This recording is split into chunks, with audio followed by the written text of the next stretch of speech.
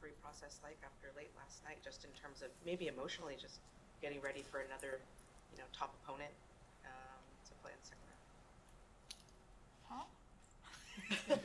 Wait, was it? Did I play last night or round? No, 2 nights ago. Okay. Not physically, but I just mean in terms of like the come down, backing up a big win. Yeah. It's not always easy. No, I mean, when I play matches late like that, I usually have like it really messes up my sleep schedule. So that was like the biggest thing for me, and also just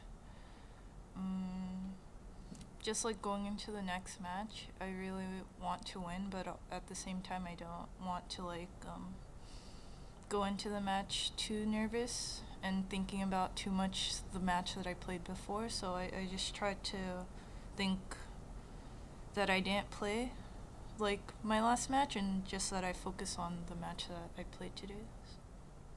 After Maria's match, you said that you are looking forward to playing against a player who is totally different from Maria. So how did you enjoy today's match? Is it an enjoyable match? Yeah, I mean, I think playing against people that you see on TV and stuff, it's always really fun. And yeah, I would have enjoyed the match less if I lost, so of course I enjoyed it today. Like, how do I explain? Like, going into it's completely different. Like, the pace from the very warm-up, it was totally different. But yeah, I feel like playing against the really good players, they don't get angry or anything, so I think just focusing on what you have to do and stuff, I think that's really good. So. You look very patient today and waiting for an opportunity to go for your shot. Is that your plan? Yeah, I mean, I wasn't gonna try to blast her out the court. I feel like she plays really good with pace, so I felt like I had to mix it up a lot and just sort of give her a little bit of no rhythm, even though that's what she does to me too. So yeah, I was just trying to be like mentally really calm and just go for it when I had it.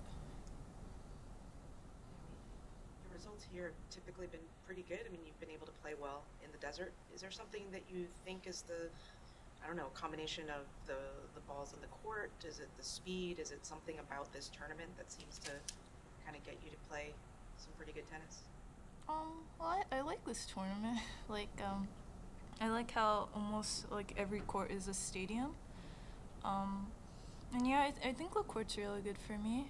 I don't really know what exactly about the court and stuff is good, but when I first started hitting, the first day I started hitting, I really liked how it felt off my racket, so I would say, yeah. How about the atmosphere of Stadium 6? It's packed in. I mean, it was cool. I wasn't really trying to pay too much attention on it because I just really wanted to get through this match. So, I mean, I'm really grateful that people were cheering for me again. So, yeah, I think that's a really positive thing I took out of that. What is beating players like Sharapova and Radwanska? What does that do for your confidence? Definitely doesn't do anything bad for it. Well, I mean, it makes me confident, but not, I don't want to be overconfident because I feel like that's when people start, like the self-doubt from there could only go down. So, I want to be consistent at this level. I think that's the first thing I want to work on. And other than that, I'm just trying to go like 1 point at a time and one match at a time. So. Quick question about Sasha. Having don't worry, I'm not gonna, you can slander him. I don't know, but a lot of times with younger players, having somebody who's been on tour kind of in their boxes, whether a coach or a hitting partner, can be helpful. Obviously, from a technical and tactical side, but also just knowing how to be on tour. Like going from city to city, knowing where to eat, where to stay, those sorts of things. Does Sasha, have you felt like a noticeable, improvement or help that Sasha has offered to you on that end of things? The thing is, okay, so we were having like a debate because he's always like, once we go to this city, blah blah blah, I can take you anywhere because it's my city, right? And I'm like, he said that about New York, but the thing is, New York's sort of my city because I grew up there, so he's gonna have to pick a different city. I went somewhere with that question and I can't go back. You really did. In a different way. And then I wanted to see something else. Oh yeah, with the experience, blah blah blah. I mean, he's really helpful with that. I feel like, but he gets triggered very easily. Like, but other than that, he's cool and stuff. What do you mean he gets triggered easily?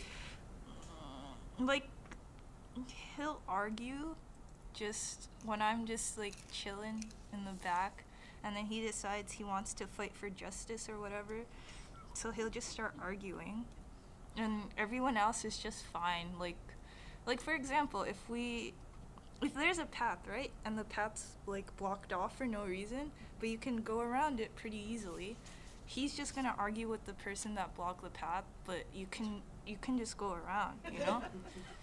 So yeah, I mean, he gets kind of triggered, but it's okay, I guess, because, but other than that, he's cool. Talk about being a New Yorker. What part of the city did you grow up in, and what's cool about being a New Yorker? Well, I grew up in Long Island, and I used to go with my mom a lot to the city, and, like, whenever the US Open comes around, since my dad has family there, like, it's sort of like a big party and stuff, and we go visit my dad's side of the family, so, I really enjoy the US Open. What did you do with your mom in New York? Oh, like, I go to work with her. Like, we were little, like, really little. So yeah, I mean, we would go to the Rockefeller Center and stuff, and there's always, like, good Japanese restaurants, so we would go there. Maybe we haven't heard you speak Japanese rightly as much as before, unfortunately, I feel. But do you still keep studying Japanese? Or how often do you use it? Oh, I mean, I kind of speak it every day with Nana, so I would say I speak more now. I just don't speak to you guys. Because, yeah, it stresses me out a little bit, but I'll start again, like, maybe in Miami, so. ここはちょっと難しいじゃない。Okay, I'll try. Okay, tomorrow, maybe. The day after tomorrow, maybe. At this point, we don't know your next opponent, but let's say it's a cabinet. So, what do you expect? What kind of a match do you expect from that one? Well, I was lucky enough to practice with her 2 times before that, so I kind of know the pace of the balls and stuff, but I'm not really looking out too much. I sort of just want to focus on myself and what I have to do, because I feel like everyone from now, well, for me, even from the first round, is a quality player, so I don't want to psych myself out too much. Where did you practice with her? Once in Tokyo and once in Birmingham, I think. Do you remember the first time that a top player, like, came to you and said, "Hey, do you want to practice?" On tour?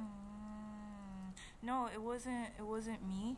It was in Tokyo. I remember I was like the hitting partner for everyone in the year before I went to the finals. So I don't know what year that was. 2015. Okay, yeah. So I was like literally hitting with everyone, but I didn't want to. I was really nervous and scared a little bit, but the tournament director for there, he was like, they needed hitting partners, so I was just hitting with everyone, and I hit with Caroline a lot that year. I find it kind of ironic. So yeah, I mean, they don't directly ask me. They sort of ask the coach. So I'm just like, oh, I have to hit with them today. Oh God, I'm kind of nervous. But other than that, yeah.